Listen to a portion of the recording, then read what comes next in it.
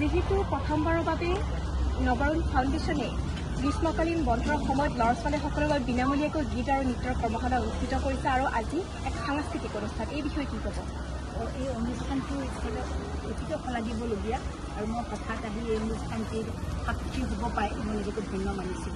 এইটো এটা একেবাৰে বিশেষ ৰূপৰ এটা অনুষ্ঠানকে পৰিগণিত কৰিলোঁ মোৰ মনৰ পাৰক। কিয় জানেনে, মই নিজে কেইবাটাও এনেকুৱা প্ৰশিক্ষণ কেন্দ্ৰত প্ৰশিক্ষক হিচাপে মই যোগদান কৰিছোঁ, ল'ৰা ছোৱালীবিলাকক শিকাইছোঁ।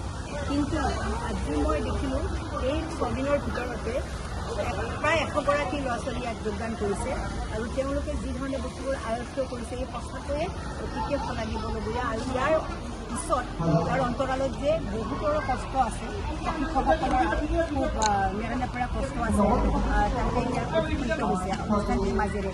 আৰু মই ভাবোঁ এই অনুষ্ঠানটি গোটেই বিশ্বত বিয়পি পৰক, বিশ্বৰ কোণা কোণালৈ যাওক। কিয় জানিলে ইয়াৰ পৰা নতুন প্ৰজন্মই শিকিব। আৰু আটাইতকৈ ডাঙৰ কথা হ'ল এই ফাউণ্ডেশ্যনে, নৱৰুণ ফাউণ্ডেশ্যনে যিটো কৰিলে ইয়াত তেওঁলোকে কোনো সমাজৰ এটা বহুত ডাঙৰ এটা মেছেজ হিচাপে যাওক মই ভাবিছোঁ। কাৰণ আমি দেখিছোঁ এই যে ল'ৰা ছোৱালীখন অকণিখিনি গোটেই বছৰটো হেঁপাহেৰে ৰৈ থাকে, তেওঁলোকে ছামাৰ ব্ৰেক আহিব, গ্ৰীষ্মকালীন বন্ধ হ'ব আৰু তেওঁলোকে এটা সুন্দৰ প্ৰশিক্ষণত বহুত কিবা কিবি শিকিবলৈ সুবিধা লাভ কৰিব।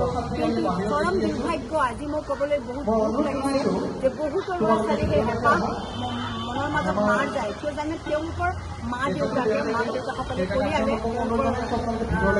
মাক দেউতাকসকলে এই যে ডাঙৰ এটা এমাউণ্ট, সেই এমাউণ্টটো দিব নোৱাৰে, সেই পইচাটো দিব নোৱাৰে কাৰণে সেই ল'ৰা ছোৱালীখিনি শিকাৰ পৰা বঞ্চিত হ'ব। আজি এওঁলোকে যিহেতু বিনামূলীয়াকৈ পাতিছে, তাত গোটেইখিনি ল'ৰা ছোৱালীয়ে ধুনীয়াকৈ সুন্দৰকৈ ধনী দুখীয়া বুলি কথা নাই, সকলোৱে আহিছে আৰু অতি সুন্দৰকৈ তেওঁলোকে অনুষ্ঠানটো পৰিৱেশন কৰিছে।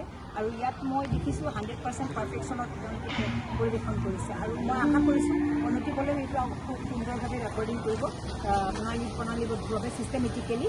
আৰু এইটোৱে গোটেই বিশ্বৰ কোণা কোণাত যিখিনি অসমীয়া মানুহ আছে, ৰাইজ আছে, সকলোৱে চাওক আৰু সকলোৱে অনুপ্ৰাণিত হওক যে আমি চেষ্টা কৰিলে চব কৰিব পাৰিম। নাজানো আমি যদি অকণমান ত্যাগ কৰোঁ, অকণমান সঁচা কথা নাভাবি আমি যদি অলপ শ্ৰম দিওঁ, এটা সপ্তাহ যদি আমি একেবাৰে নিস্বাৰ্থভাৱে এইখিনি কাম কৰিব পাৰোঁ, তেতিয়াহ'লে আমি ভৱিষ্যত প্ৰজন্মৰ কাৰণে কিবা এটা কৰিছোঁ বুলি অনাগত দিনত সকলোৱে আমাৰ প্ৰতি কৃতজ্ঞ হ'ব। ভগৱান নিশ্চয়, মা সৰস্বতী নিশ্চয় কাম কৰিছে। সঁচাকৈ মই আনন্দিত হৈছোঁ, অভিভূত হৈছোঁ।